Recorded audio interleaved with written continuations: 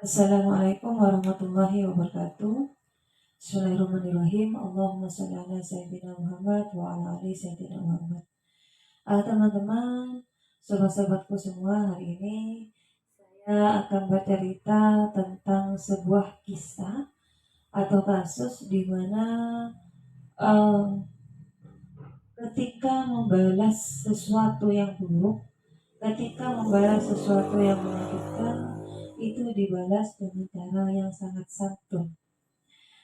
Salah satunya adalah peristiwa yang terjadi di Yogyakarta, di mana ini terjadi ketika uh, terjadi perseteruan antara pihak PT KAI dan juga pihak Keraton Yogyakarta, di mana di situ diklaim bahwa PT KAI itu uh, apa namanya itu mengambil tanah yang diklaim bahwa itu tanah milik Keraton Yogyakarta pada waktu itu.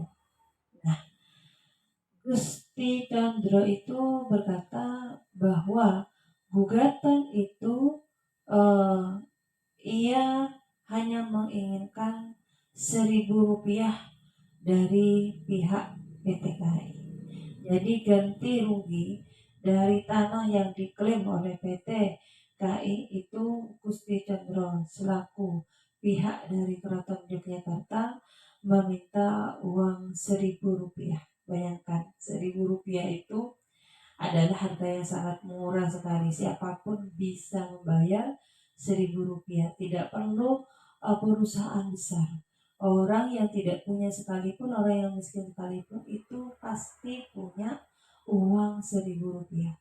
Tetapi ada makna yang dalam dari permintaan ini. Dimana kita tahu 1.000 kalau seandainya di bahasa Jawa kan itu adalah nyuwun sewu, atau bahasa Indonesianya itu permisi.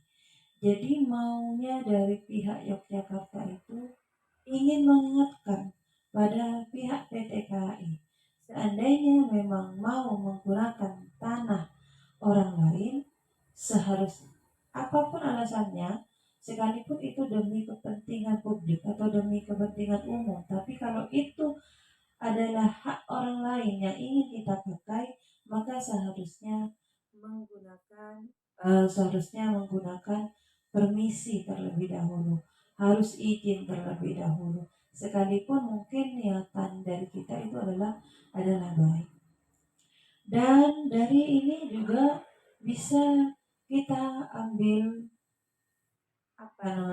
hikmah bahwa PT KAI ini ingin diberikan sentilan halus oleh pihak Yogyakarta bahwa yang pertama, ketika memang benar PT KAI akan membayar uang 1.000, maka itu menandakan bahwa PT KAI memang benar-benar bersalah kepada pihak Keraton Yogyakarta. Kenapa bersalah? Karena ia mencaplok atau mengambil tanah milik pihak Keraton Yogyakarta. Dan kalau seandainya PT KAI tidak mau membayar uang 1.000 itu, maka itu akan lebih memalukan lagi. Kenapa? Hanya uang 1.000. Siapapun bisa punya uang 1.000.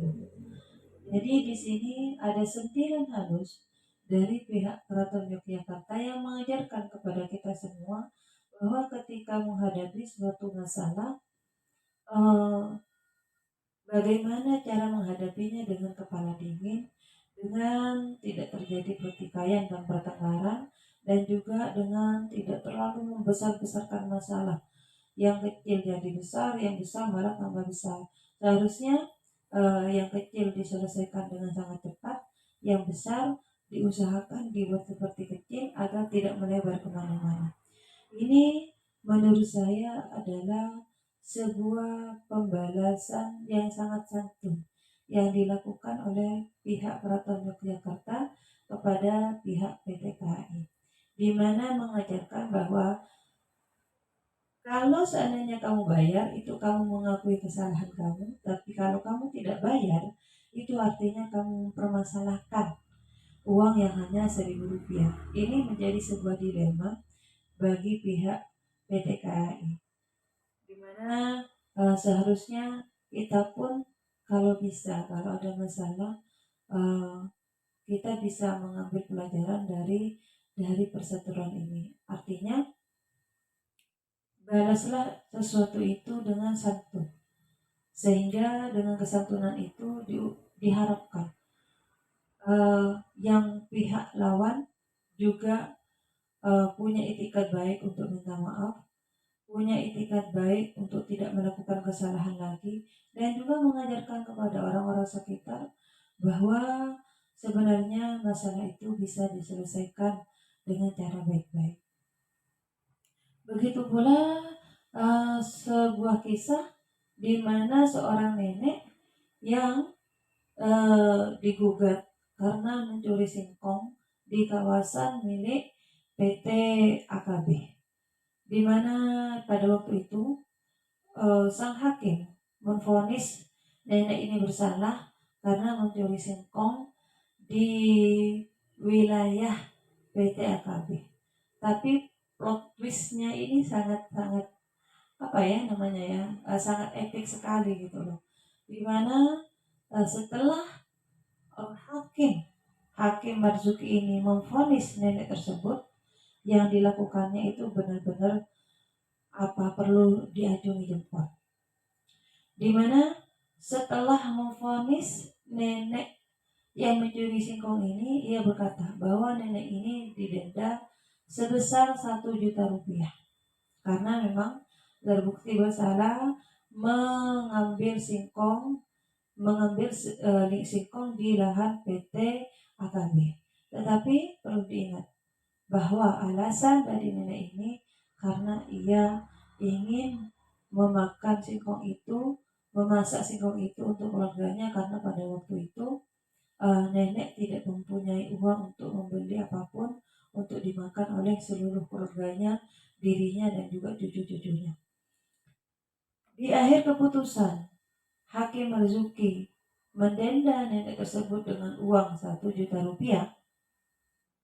Maka Hakim Marzuki pun berkata, dan denda itu dikenakan kepada seluruh yang hadir di ruangan pengadilan saat itu, yaitu dengan memberikan uang Rp50.000, di mana Rp50.000 itu dikenakan denda kepada setiap orang yang hadir di situ karena telah membiarkan seseorang, nenek dan keluarganya kelaparan.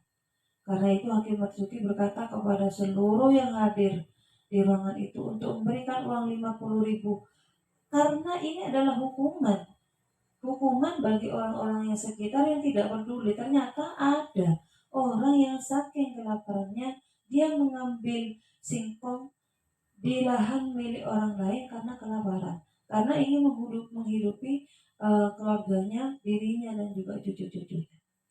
Setelah itu hakim tersebut membuka topi toganya, ayo kasihkan uang 50.000 itu di toga saya.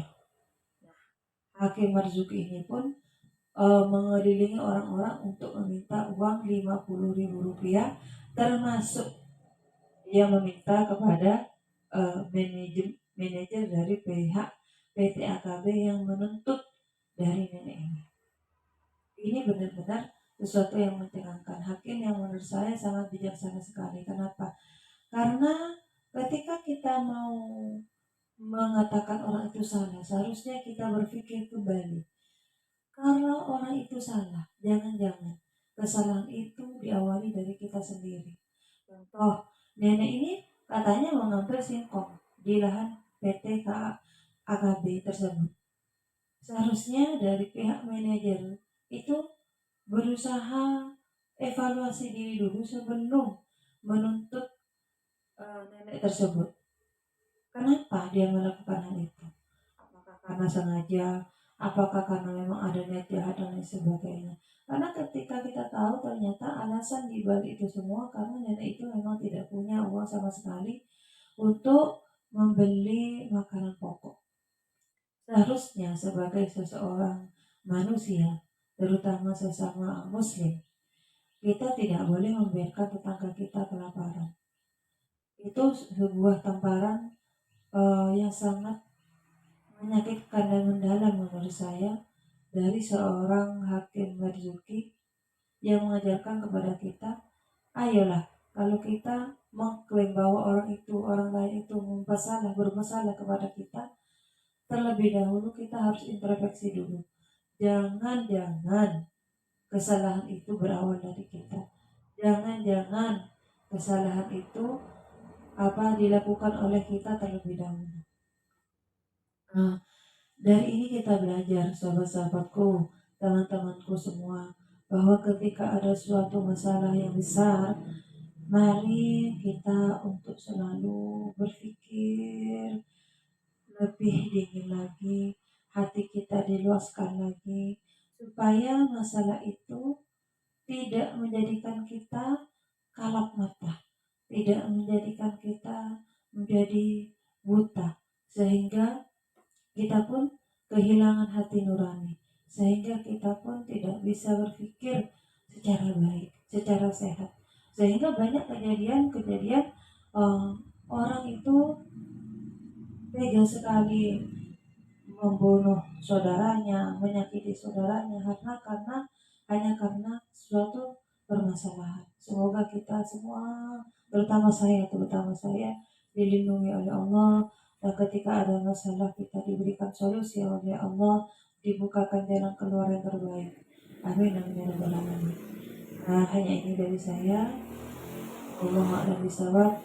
Wassalamualaikum warahmatullahi wabarakatuh.